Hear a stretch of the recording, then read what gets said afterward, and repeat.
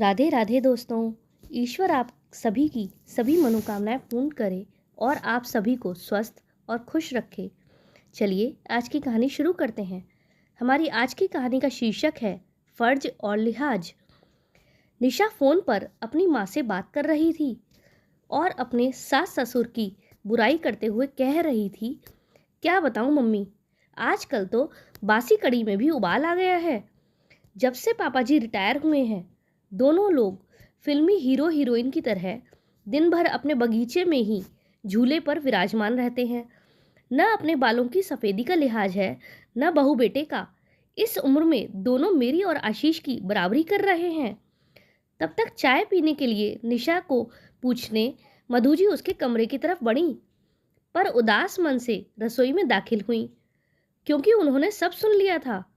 पर नज़रअंदाज करते हुए खामोशी से चाय बनाकर ले गईं और निशा को भी उसी के कमरे में दे दी। उन्हें अपने ससुर जी के लिए चाय ले जाते देख उनकी बहू निशा के चेहरे पर व्यंग्यात्मक मुस्कान तैर गई। उन्होंने अपनी बहू का वह चेहरा देख लिया था, पर वह नज़रअंदाज करके सिर झुकाकर निकल गईं। पति के रिटायर होने के बाद कुछ दिन से उनकी यही दिनचर्या हो गई थी। मुकेश जी की इच्छानुसार अच्छे से तैयार होकर अपने घर के सबसे खूबसूरत हिस्से अपने पेड़ पौधों के साथ बैठना, क्योंकि सारी उम्र तो उनकी बच्चों के लिए जीने में ही निकल गई थी। तो जीवन संध्या में दोनों लोग साथ समय भी गुजारते। वहाँ पड़ी मेज, चार कुर्सी उस भाग को और मोहक बना देती और दिन भर के बहुत से कार्य वहाँ आसानी से निबट जाते। मधु निवास 2 मंजिला कोठीनुमा घर मुकेश और मधु का जीवन भर का सपना था। उन्होंने बहुत ही सुंदर तरीके से अपने घर को बनवाया और सजाया था। घर के बाहर के हिस्से में उन्होंने एक बड़ा सा हिस्सा बगीचे के लिए भी छोड़ा था, जिसमें बेला के पौधे, हरसिंगार का घनेरा पेड़, अंगारों सा दहकता गुड़हल का पेड़ और छोटा सा टैंक जिसमें कमल के फूल खिले रहते। जाड़े में तो रंग बिरंगे फूल, डहेलिया, गुलाब, पेंजी और तमाम किचन गार्डन की सब्जियां चार चांद लगा देती। देखने वाले की आंखों में और रसोई घर में भी ताजे धनिया, पुदीना, मेथी की बहार रहती। हर मौसम में घर खुशबू और सकारात्मक ऊर्जा से सराबोर रहता। उस पर वहाँ पड़ा झूला, जो भी वहाँ बैठ जाता तो उठने की इच्छा ही नहीं होती उसकी। जाड़े में वहीं तसले में आग जलती और भुने आलू, शकरकंद के मजे लिए जाते। तो बरसात में सुलगते कोयलों पर सिकते भुट्टे स्वर्ग के आनंद की अनुभूति करवाते। मुकेश जी ने वह जगह छुड़वाई तो मधु और अपने कमरे के लिए थी, लेकिन संयोग ऐसा बना कि जिम्मेदारी ने उन्हें उस जगह का इस्तेमाल ही नहीं करने दिया। ऐसे में मधु जी ने अपने खाली समय और उस खाली जगह का इस्तेमाल इस बुद्धिमत्ता से किया कि वह कोना घर की जान बन गया। उनका पूरा खाली समय वहीं बीत जाता। अब उन्हें उस जगह कमरा न बन पाने का कोई मलाल भी नहीं था, पर मधु जी का अरमान था कि घर में एक झूला हो, तो मुकेश जी ने उसे वहां जरूर लगवा दिया था। और पेड़ों से लगाव कुछ ऐसा हो गया, फिर दोनों में से किसी की भी इच्छा उनके स्थान पर कमरा बनवाने की हुई ही नहीं। वह और मुकेश जी एक साथ उस जगह पर कम ही बैठ पाते। कभी इस बात को लेकर मधु जी अनमनी होती तो मुकेश जी बड़े जिंदादिल शब्दों में कहते, पार्टनर, रिटायरमेंट के बाद दोनों इसी झूले पर साथ बैठेंगे और खाना भी साथ ही खाएंगे। हर शिकायत दूर कर देंगे। फिलहाल हमें बच्चों के लिए जीना है। बच्चों के करियर पर सब कुछ बलिदान हो गया। अब बेटा भी अच्छी नौकरी में था और बेटी भी अपने घर की हो चुकी थी। रिटायरमेंट के बाद घर में थोड़ी रौनक रहने लगी थी। मुकेश जी को भी घर में रहना अच्छा लग रहा था। वह बड़े पद पर थे तो कभी उनके कदम घर में टिके ही नहीं थे। गांव से आकर शहर में बसेरा बनाना आसान नहीं था, लेकिन किसी तरह 400 गज जमीन ले ली और उस पर यह अपना मकान बनवाया। मधु जी ने उनकी हर हालत में उनका साथ दिया था, लेकिन अब उम्र के इस पड़ाव पर दोनों पति पत्नी आराम के पलों को संजो लेना चाहते थे। उनके घर में जरूरत की सभी सुविधाएं मौजूद थीं। फिर भी बहू निशा को न जाने क्यों वह कोना सबसे ज़्यादा खटकता था, क्योंकि कोई भी बंधन न होने पर भी मुकेश जी के घर में रहने से उसे घर का काम बड़ा हुआ महसूस होता। दिन भर उसके साथ लगी रहने वाली मधु जी का अब थोड़ा समय अपने पति को देना उसे अखरने लगा था। अक्सर वह आशीष को उसके माता पिता के लिए ताना देने का कोई मौका नहीं छोड़ती थी। उसने उस कोने से छुटकारा पाने के लिए आशीष को एक रास्ता सुझाते हुए कहा, क्यों न हम बड़ी कार खरीद लें आशीष। आशीष बोला, आइडिया तो अच्छा है, पर रखेंगे कहाँ? एक कार रखने की ही तो जगह है घर में। आशीष थोड़ा चिंतित स्वर में बोला। तब वह बोली, जगह तो है ना, वो गार्डन तुम्हारा, जहाँ आजकल दोनों लव बर्ड्स बैठते हैं। निशा थोड़े तीखे अंदाज में बोली। थोड़ा तमीज से बात किया करो। आशीष क्रोध से बोला तो जरूर, पर उसने भी मुकेश जी से बात करने का मन बना लिया था। अगले दिन वह कुछ कार की तस्वीरों के साथ शाम को अपने पिता के पास गया और बोला, पापा, मैं और निशा एक बड़ी गाड़ी खरीदना चाहते हैं। वह बोले, पर बेटा, बड़ी गाड़ी तो घर में पहले से ही है, फिर उसे रखेंगे भी कहाँ? मुकेश जी ने प्रश्न किया तो उनका बेटा बोला, ये जो बगीचा है यहीं गैराज बनवा लेंगे। वैसे भी निशा से तो इनकी देखभाल होने से रही, और मम्मी कब तक करेंगी? इन पेड़ों को कटवाना ही ठीक रहेगा। वैसे भी यह सब जड़ें मजबूत करके घर की दीवारें कमजोर कर रहे हैं। मधु जी तो वहीं कुर्सी पर सीना पकड़कर बैठ गईं। मुकेश जी ने क्रोध को काबू में करते हुए कहा, मुझे तुम्हारी माँ से बात करके थोड़ा सोचने का मौका दो। आशीष बोला, क्या पापा, मम्मी से क्या पूछना?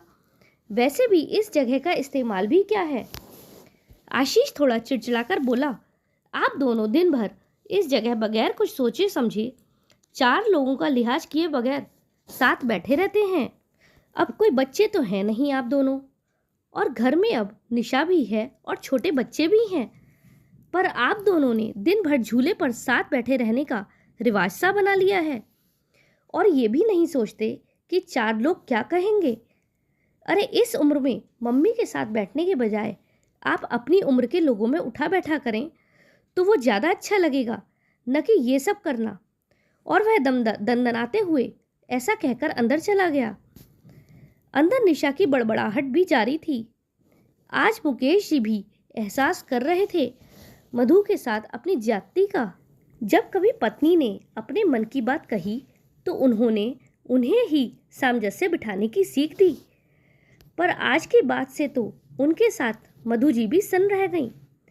अपने बेटे के मुंह से ऐसी बातें सुनकर, अरे उनके रिटायरमेंट को अभी कुछ ही समय तो हुआ था, सारी जिंदगी तो भागम भाग में निकल गई थी बच्चों के लिए सुख सुविधाएं जुटाने में। आशीष और निशा ने उस शाम खाना बाहर से ऑर्डर कर दिया, और मधु जी से न खाना खाया गया और ना ही उन्हें नींद आई। नींद तो मुकेश जी को भी नहीं आ रही थी, और वो मधु जी की मनोस्थिति भी अच्छी तरह से समझ रहे थे।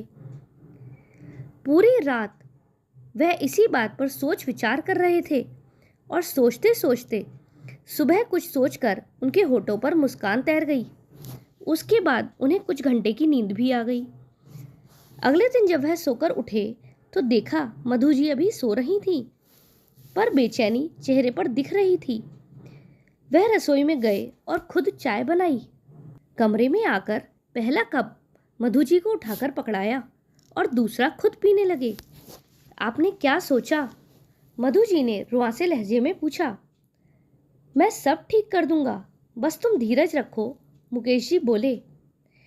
पर हद से ज्यादा निराश मधु जी उस दिन पौधों में पानी देने के लिए भी नहीं निकली, और न ही किसी से कोई बात की। दिन भर सब सामान्य रहा, लेकिन शाम को अपने घर के बाहर टू लेट का बोर्ड टंगा देखकर आशीष ने भौचक्के स्वर में मुकेश जी से प्रश्न किया, पापा, माना कि घर बड़ा है, पर यह टू लेट का बोर्ड किस लिए? अगले महीने मेरे स्टाफ के मिस्टर शर्मा रिटायर हो रहे हैं, तो वे इसी घर में रहेंगे। मुकेश जी शांतिपूर्ण तरीके से उत्तर दिए। हैरान आशीष बोला, पर कहाँ? वह बोले, तुम्हारे पोर्शन में। मुकेश जी ने सामान्य स्वर में उत्तर दिया था। आशीष का स्वर अब हकलाने लगा था। और हम लोग? वह बोले, तुम्हें पढ़ा लिखा कर हमने इस लायक बना दिया है, तुम अलग घर रहकर अपना खर्चा चला सकते हो। इसीलिए 2-3 हफ्ते में कोई फ्लैट देख लेना या कंपनी के फ्लैट में रह लेना, अपनी उम्र के लोगों के साथ। मुकेश जी एक एक शब्द बहुत सोचते हुए रुक रुक कर बोले, हम दोनों भी अपनी उम्र के लोगों में उठेंगे बैठेंगे। सारी उम्र तुम्हारी माँ की सबका लिहाज करने में निकल गई, कभी बुजुर्ग तो कभी बच्चे, और अब लिहाज की सीख तुम सबसे लेना बाकी रह गया था। पापा, मेरा वो मतलब नहीं था, आशीष सिर झुकाकर बोला। नहीं बेटा, तुम्हें शर्मिंदा होने की कोई ज़रूरत नहीं है, क्योंकि तुम्हारी पीढ़ी ने हमें भी प्रैक्टिकल बनने का सबक दे दिया है। जब हम तुम दोनों को साथ देखकर खुश हो सकते हैं, तो तुम लोगों को हम लोगों से क्या दिक्कत है? इस मकान को घर तुम्हारी माँ ने बनाया। ये पेड़ और इनके फूल तुम्हारे लिए मांगी गई न जाने कितनी मनौतियों के साक्षी हैं, तो उसका कोना मैं किसी को भी छीनने का अधिकार नहीं दूंगा। पापा, आप तो सीरियस हो गए। आशीष के स्वर अब नम्र हो चले थे। नहीं बेटा, तुम्हारी माँ ने जाने कितने कष्ट सहकर, कितने त्याग करके मेरा साथ दिया, और आज इसी के सहयोग से मेरे सिर पर कोई कर्जा नहीं है। इसीलिए सिर्फ ये कोना ही नहीं, पूरा घर तुम्हारी माँ का ऋणी है। घर तुम दोनों से पहले उसका है, क्योंकि जीभ पहले आती है न कि दांत। औलाद होने का हमसे लाभ उठाओ, पर जब मंदिर में ईश्वर जोड़ों में अच्छा लगता है, तो माँ बाप साथ में बुरे क्यों लगते हैं? जिंदगी हमें भी एक ही बार मिली है, और इसे अब हम अपने तरीके से जीना चाहते हैं। इसीलिए मेहरबानी करके अब तुम अपने लिए दूसरा घर देख लो। आशीष के पास कहने के लिए अब कुछ भी नहीं बचा था। वह चुपचाप सिर झुकाकर वापस अंदर चला गया, और अब वह समझ चुका था कि उसकी दाल यहाँ नहीं गलने वाली। आज मुकेश जी दुखी तो थे, पर उनके चेहरे पर संतोष के भाव थे, क्योंकि आज उन्होंने अपनी पत्नी के प्रति अपना फर्ज पूरी ईमानदारी से निभाया था। दोस्तों, मुकेश जी का फैसला सही था या गलत, कमेंट में ज़रूर बताइएगा। साथ ही अगर आपको कहानी पसंद आई हो तो वीडियो को लाइक करें, और चैनल पर नए हो तो चैनल को सब्सक्राइब करें। हमारे साथ अंत तक बने रहने के लिए धन्यवाद। जय श्री राधे।